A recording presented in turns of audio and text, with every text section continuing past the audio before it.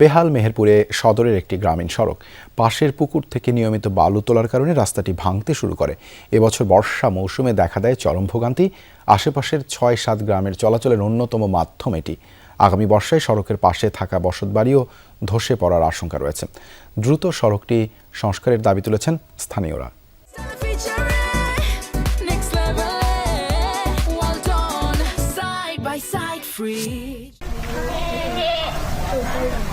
মেহেরপুরের কোলাগ্রামের সড়ক এটি। চলতি বর্ষা মৌসুমে ভারী বৃষ্টিপাতে ধসে পড়েছে পুরোপুরি।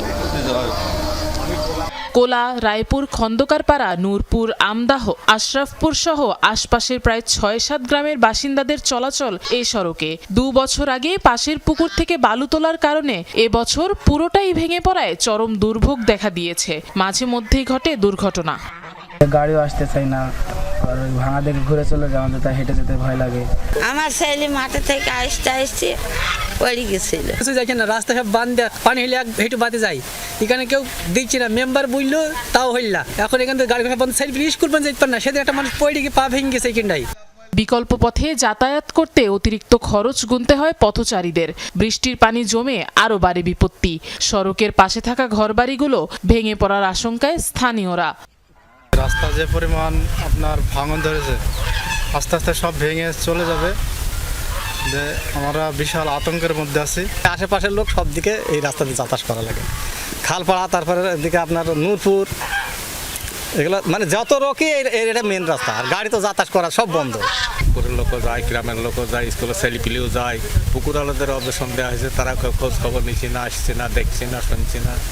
রাস্তাটা ভাঙতি আছে।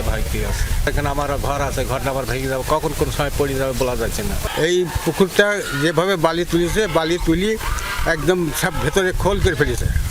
এরই মধ্যে সড়কটি মেরামতের উদ্যোগ নেওয়া হয়েছে। দ্রুতই সংস্কারের কথা জানিয়েছেন উপজেলা প্রকৌশলী।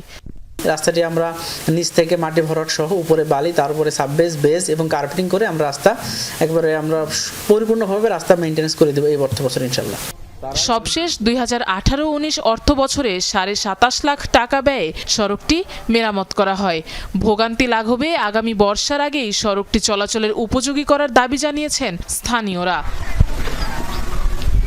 আফরোজা লামিয়া, যমুনা নিউজ।